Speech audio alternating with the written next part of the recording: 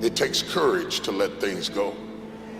Things that hurt you, things that wounded you, things that made you bleed, things that where you suffered loss, promotions you didn't get, houses you lost, men who left, women who betrayed you.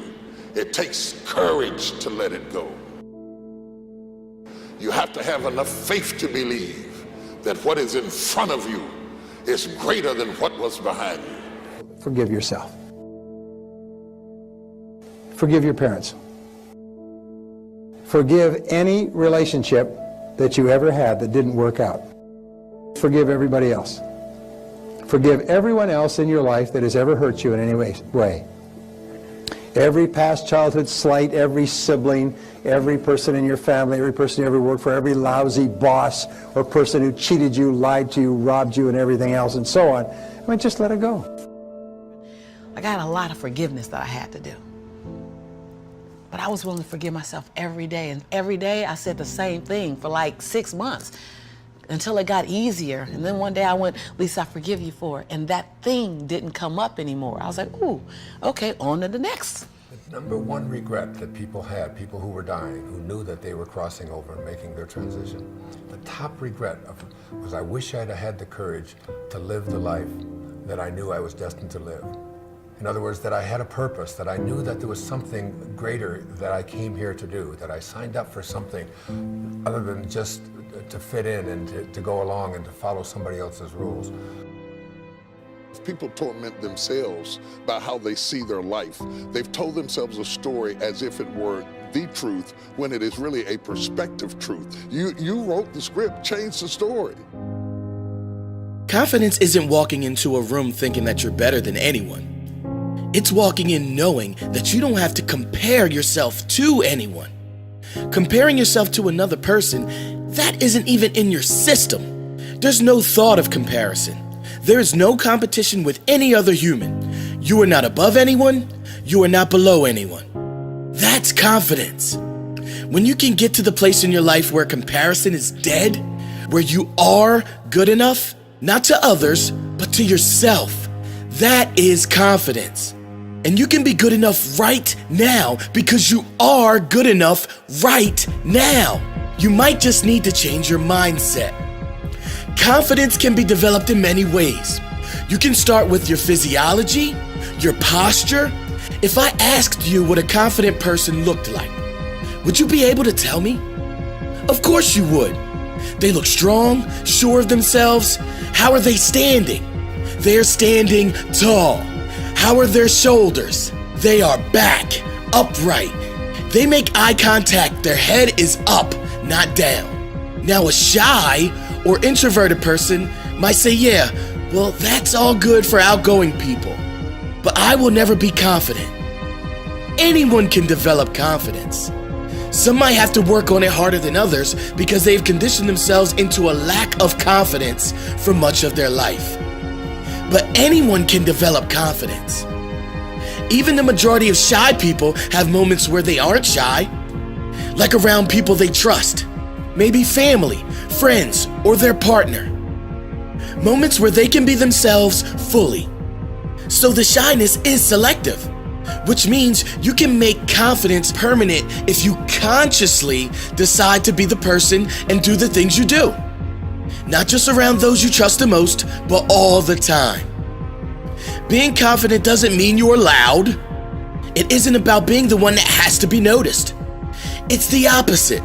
It's knowing you're great without having to be seen. It's the silent winner.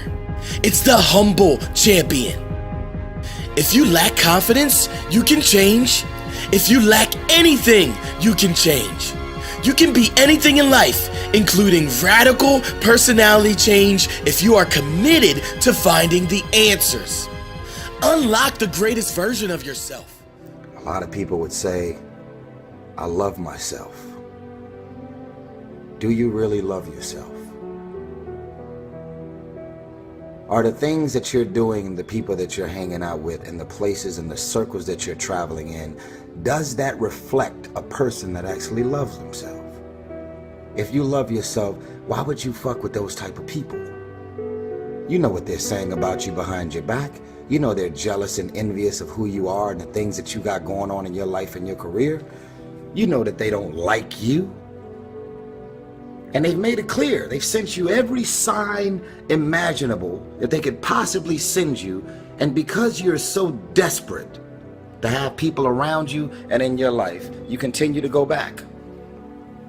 You continue to show up to everything they invite you to, knowing what they're saying about you. I'm not preaching separatism. I don't want a bunch of people to just be alone at home doing nothing with no friends, no family, and nothing to do. I'm saying that at this point, you are old enough and mature enough to understand the difference in good people and bad people. And when you're hanging out with negative, dark, and dysfunctional people, you cannot expect yourself to go to sleep at night and rest. You cannot expect yourself to feel good about your day when you're including negative and dysfunctional people in your day. So what you grew up with them? So what they're childhood friends? So what their family? We have a responsibility to walk in the direction of peace. I want to laugh. I want to smile. I want to enjoy myself. I actually want to feel good about the people that are around me. You have that as a choice. You actually do. You don't wake up in the morning and negativity, dysfunction, problems, and issues just randomly pop up. These are the people that you have decided to include in your life. So the outcome of your day, your hour, your minute, your week, your month, and your year is always draining, always dysfunctional, and always fucking crazy. Because these are the type of people you've decided to include in your day-to-day life. I'm talking to somebody. You don't love yourself.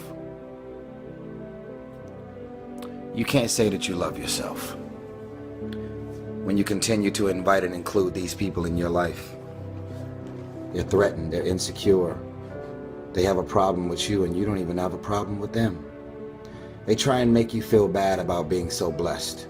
They laugh about it, but they're throwing subliminal and very direct messages at you. They're jealous. They're envious. They're insecure. They're threatened by the idea that you're coming up. Your career and your life is advancing. God put people in your life for a reason. Others are there for a season. And it's very important that you recognize when people's seasons are over. People should fucking stop complaining. Right. People should figure out who the fuck they are. Good call. People should not listen to America propaganda of fixing the shit they suck at. They should be tripling down on what they're good at.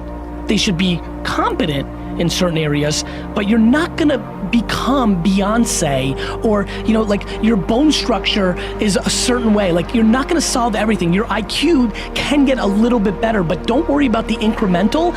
Figure out what you fucking puts you on fire and you're halfway decent at. If you're lucky enough right now to be listening and you're good at what you like, become tunnel fucking vision. Because there's way too many voices telling you what and how. And here's the other thing, and this is the big one, John, because you have a humongous audience. The biggest thing that I've seen dividends from, have the conversation with the person that's holding you back. The reason most people who are listening right now are not doing that thing is they're worried about the opinion of somebody, usually their mother, usually their father. And the reality is that your spouse may be the person holding you back, and you have to have that conversation. Cut them off. We have to get to a place where you're doing you, because the number one thing that scares the fuck out of me is regret. And you're gonna sit there at 72 and you're gonna say, I wish, I wish, I wish. And whether that's money or spend more time with your family, there's a million ways to do this. Deep inside of you lives a hero who wants to do something great with your life, who wants to inspire other people, who wants to do creative work, who wants to change the world.